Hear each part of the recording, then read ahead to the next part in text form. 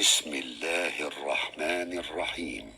والتين والزيتون وطور سينين وهذا البلد الأمين لقد خلقنا الإنسان في أحسن تقويم ثم رددناه أسفل سافلين